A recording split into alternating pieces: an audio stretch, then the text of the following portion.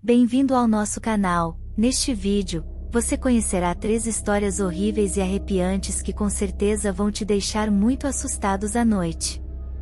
Então, se você é fã de histórias de terror, se inscreva no canal para não perder nenhuma dessas histórias e compartilhe com os seus amigos para que eles também possam ter uma noite de arrepiar. Carta de despedida. Uma mulher desesperada ligou para a polícia. Ela chorava muito e mal conseguia falar. Os policiais só conseguiram o endereço da casa através de identificador de chamadas. Ao chegarem, encontraram a mulher abraçada a uma criança, ambas chorando. Essa mulher apenas disse para os policiais olharem no quarto. Ao entrarem no quarto, eles se depararam com um terrível cenário. Um homem havia atirado contra a própria cabeça com uma arma de grosso calibre, não sobrou praticamente nada do crânio. Havia sangue por toda parte, o homem, em uma das mãos ainda segurava a arma, e na outra segurava um envelope.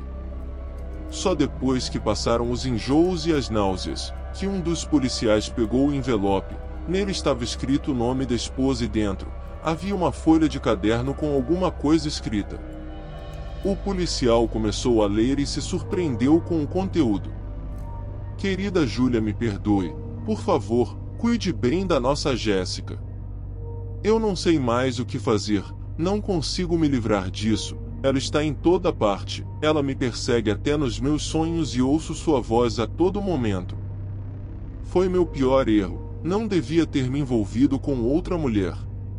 Era para ser apenas uma noite, mas ela não parava de me ligar, começou a ir no meu trabalho, e até aqui na nossa casa ela veio. E quando ela ameaçou te contar tudo, eu decidi dar um fim nisso. Chamei ela aqui em casa, e enquanto eu fingia que arrumava o jardim, aproveitei um momento de distração dela e a golpeei com a pá, ela desmaiou.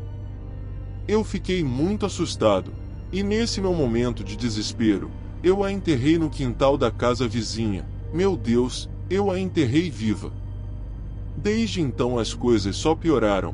Essa mulher chamada Rose vive me assombrando. Eu posso vê-la em todos os lugares. O sangue ainda escorre pelo seu rosto. Seu choro me atormenta. Eu tentei pedir perdão, mas ela fica lá, parada, apenas olhando para mim. Ela deve estar me punindo. Não aguento mais. Nunca vou conseguir conviver com isso. Fiz uma grande besteira e mereço castigo. Vou fazer justiça. Vou acabar com o nosso sofrimento. Júlia, eu te amo. Amo a Jéssica, mas não mereço vocês. Por favor, me perdoem. Algum tempo depois, um pouco mais calma, Júlia disse à polícia que, há cerca de um mês, o comportamento de seu marido mudou completamente. Ele andava nervoso, apreensivo, e só dormia à base de calmantes. Ela perguntava o que havia de errado, mas ele nunca dizia nada.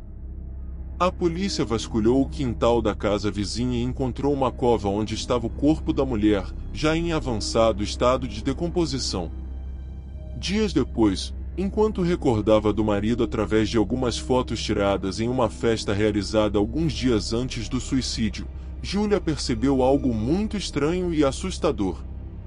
Todas as fotos em que seu marido se encontrava, bem atrás dele, havia a imagem de uma mulher chorando. Ela tinha um sério ferimento na cabeça que sangrava muito. O espelho que roubava almas. O que mais me lembro da minha infância era o grande espelho que havia na sala da casa da minha avó paterna.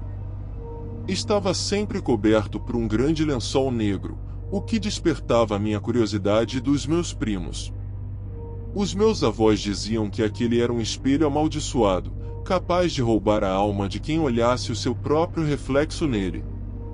Apesar de sermos bastante jovens, não acreditávamos na história. Se fosse verdadeira, não seria melhor destruir o espelho? Uma certa noite brincávamos sozinhos na sala quando meu primo Arthur teve a ideia de tirar o pano do espelho. Eu me calei, apesar de não acreditar que ele teria essa coragem. Meu primo mais novo Felipe também não disse uma palavra. Vocês são duas mariquinhas, disse ele caminhando em direção ao espelho. Aproximou-se, segurou o lençol negro com as duas mãos e o puxou para baixo. Instantaneamente, levei as minhas mãos aos olhos. Não queria olhar. Ouvi um baque surdo, e em seguida Felipe soltou um grito de desespero. Logo toda minha família estava na sala, pelo menos eu acreditava que estavam. Eu continuava com os olhos tampados. Só tive coragem de olhar quando ouvir minha avó dizer: pode abrir os olhos, o espelho está tampado. Meu primo Arthur estava morto, seus olhos estavam revirados mostrando a parte branca, e sua língua pendia para fora da boca. Felipe estava sentado no chão em estado de choque, balançava de um lado para o outro com o dedo polegar na boca. Fiz terapia por anos para esquecer o que havia acontecido naquele dia. O terapeuta me fez acreditar que a morte de Arthur nada teve a ver com ele tirar o lençol do espelho. Aquilo tinha sido uma infeliz coincidência. Ele tinha sofrido um infarto. É raro uma criança de 10 anos sofrer um, mas o caso dele não foi um caso isolado. Tive pesadelos frequentes com aquele espelho por anos. Sempre me via na sala e uma curiosidade crescente me fazia tirar o lençol. A princípio nada acontecia. Depois vi Arthur com o rosto encharcado de sangue e com os olhos revirados, clamando por mim. Venha, primo, me sinto tão sozinho aqui, faz frio, não é um espaço tão grande, mas é o suficiente para brincarmos. Ainda hoje, embora não com a mesma frequência, eu ainda sonho com ele.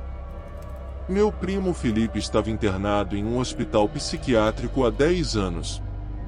Na época eu acreditava que Felipe tinha olhado para o espelho, mas ele contou em um dos seus raros momentos de lucidez que viu seu reflexo apenas de soslaio. Meu psiquiatra também tinha uma resposta para isso: foi o trauma de ter presenciado a morte do irmão que o deixou assim. Algumas pessoas são mais fortes que outras. Me disse ele certa vez. Casei-me e aceitei que o que havia acontecido foi obra do acaso. Minha própria avó contou que tudo era uma invenção dela para nos amedrontar. Depois da morte do meu primo, só voltei na casa dela por 2 ocasiões. A primeira 2 anos atrás, quando meu avô faleceu, e a segunda alguns meses atrás, quando minha avó faleceu.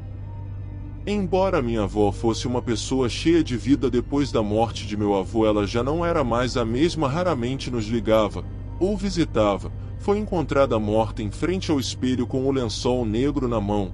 Suas feições, conforme me contaram, eram as mesmas do meu primo. Pelo menos uma vez por ano ainda tenho aquele sonho. Agora não são apenas um, são 2 clamando por mim. Herança maldita. Certo dia, um grupo de 5 amigos resolve acampar perto de um pequeno vilarejo. Chegada a noite, fizeram uma fogueira, prostraram-se sentados ao redor dela e um deles começou a falar. Minha avó me contou a história de uma cidade de interior que... Ah não! Lá vem você contando esse tipo de história de novo! Interrompeu um dos rapazes. Deixa ele contar, Léo. Você tem outra coisa melhor para fazermos? Retrucou uma das meninas. Oh, se tenho, ai que nojo! Deixa de ser mente poluída, garoto! Continua Marcos, não liga para esse idiota. Então Marcos continuou. Então tá. Como eu ia dizendo, minha avó, que me contava muitas histórias, um dia me contou de uma cidade onde viviam 2 famílias há muito tempo atrás, a família Martins e a família Serapião. Mariana, a filha mais nova do coronel Antônio Martins, se apaixonou por Rômulo, o filho mais velho do banqueiro Virgulino Serapião, só que o coronel Antônio Martins era contra essa relação, pois ela era ainda muito nova para o principal herdeiro da família Serapião e a menina não queria nem saber dos planos que seu pai tinha feito para o seu futuro. Após vários e vários encontros com Rômulo, Mariana acabou engravidando e não sabia mais o que fazer, pois se seu pai descobrisse ele nunca a perdoaria. Mariana então mandou um recado para Rômulo através de uma escrava, dizendo-lhe que precisavam se encontrar para que ela lhe contasse algo muito importante, mas seu pai começara a desconfiar de que os dois apaixonados continuavam a se encontrar às escondidas e mandou um serviçal para vigiar a moça 24 horas por dia. No dia e hora marcados, Rômulo foi encontrar sua amada no local indicado por ela a fim de que pudesse matar sua curiosidade sobre a tal coisa muito importante que Mariana tinha a lhe falar. Quando Mariana saiu de casa para ir de encontro a Rômulo, não percebeu que o empregado do seu pai estava seguindo-a por todo o percurso, que ao escutar a conversa dos dois e saber do grande segredo, foi correndo avisar ao coronel sobre o que estava se passando. Antônio Martins, indignado com a história contada por seu empregado, jurou que este filho esperado por Mariana nunca chegaria a nascer. O coronel então trancou a filha no quarto, impedindo-a de sair de seus aposentos para o que fosse. Passados os 9 meses de gestação, a filha do coronel deu à luz a um menino ali mesmo em seu quarto e sem ajuda de ninguém enquanto seu pai estava de viagem a negócios. Temendo que seu pai encontrasse o neto, Mariana desesperadamente escondeu o bebê, mas este ato não foi o suficiente para que ele não fosse achado, pois mesmo escondido, o bebê berrava por qualquer coisa.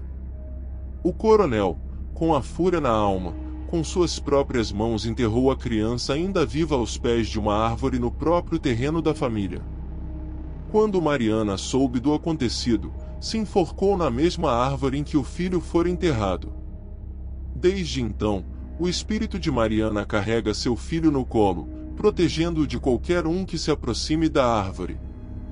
Dizem que toda pessoa que se aproxima dela, morre enforcada nela assim como Mariana, mas antes disso, a pessoa escuta os berros da criança. Conversa mole isso, rapaz. Isso é história de velho, disse um dos rapazes, eu vou é dormir. Melhor que escutar essa lenga toda. Então, ao se levantarem, todos escutam o choro de um bebê. Espero que tenham gostado desse vídeo e se surpreendido com essas histórias arrepiantes. Não esqueçam de deixar seu like e se inscrever no canal para não perder os próximos vídeos. Além disso, quero saber de vocês, que tipo de história gostariam de ouvir no próximo vídeo? Deixem suas sugestões nos comentários. Até a próxima!